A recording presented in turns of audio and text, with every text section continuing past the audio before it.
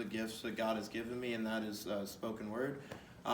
So the poem I'm speaking to y'all is called First Place, and just kind of the heart behind it is that, like, on a day like Valentine's Day, and maybe even every day, it depends on who you are, but like, you can get really sensitive about like matters of love, whether it be like, oh my gosh, God, like, when am I going to get my girlfriend? Or, oh my gosh, God, like, does this person like me? Does this person not? And like, you can get so hypersensitive to the point where it's like, you're like worried about like your right belly button, like, does it look okay or not? Like, and so it's.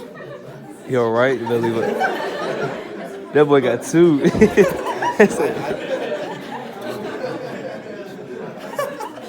But so that's just the heart of it, because like no matter what, where you fall, like God isn't opposed to you like shooting your shot or like pursuing girls or pursuing guys, but like in the first place, He wants you to know that He loves you, and then like out of that love, the Bible says that like out of your soul comes rivers of living water, meaning that like He sustains you, He satisfies you, and from that you do everything that you have in life. So the song I'll be playing in the background, it's called Satisfied. So same enough, I'm going to stop talking, and I will continue talking. It'd be weird if I didn't. But you can go ahead. So wedding bells and turtle doves give way to honeymoons and puppy love. At Cupid's nudge, these thoughts crash land in my mind like cymbals. Crash to silence and send this dummy on a crash course that he has run several times before. He strips of his street clothes, puts on his spikes, wears his jersey, and wears out as he loads the blocks to race against the clock again. And again, and again, and again, he will run, locked in the pursuit of a 24-karat rock. It's simply fourth-finger jewelry, but the hope of true love rings throughout his mind and sends signals that he can't stop, so he doesn't stop, chasing after that first-place spot. And all the while, this ring talks to him. This ring coaches him. This ring tunes his heart to live in anticipation of ringtones, to which he keeps picking up the phone. He only hears dial tones that leave messages at the beat of his heart to remind him why he is still running in the silence. He assumes friend zones. He thinks matters of skin tones and overthinks texts through cell phone. For him, left on read is as good as rejection sent. He reads in between the lines and confuses what was meant. He finds himself discontent with the black mirror reflection and all that it represents. Oh, the extent to which he feels like he must reinvent himself. Rewrite the pages of his story to something that we would expect. Rewind and cut out scenes of his life because he feels so different, distant, distances he's been running but can't get to, even with his relay of estrangement.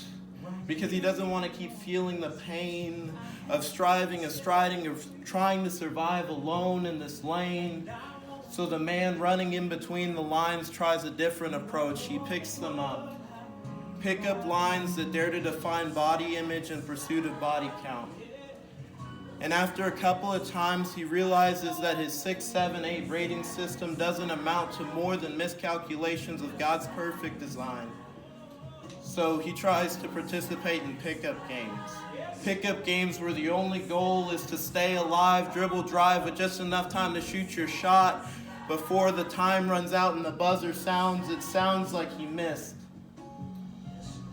And what stinks is that he doesn't get another shot until he goes back to free throw and layup lines, to running half-court suicides at the expense of blood, sweat, and teary eyes. And in this moment, he's asking himself why he has to keep going to these perfect practices that only end up making him tired.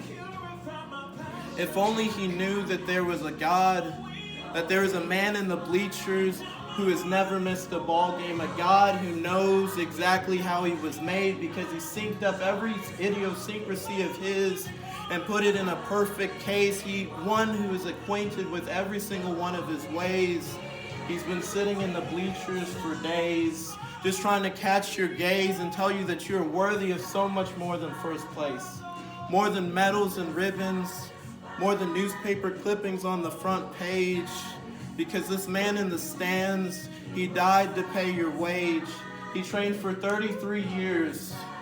just to get center stage, outstretched arms on a cross, so that after 3 days you would know that the grave was not the last place, and that you would know that he finished his race, so that you could run and not grow weary, so that you could walk and not faint, so that you could rise up, mount up on wings like eagles, and know that in flying high above the pressures of a perfect practice, perfect game, or running a perfect race, that you are loved, fully known and fully loved with an incredible grace.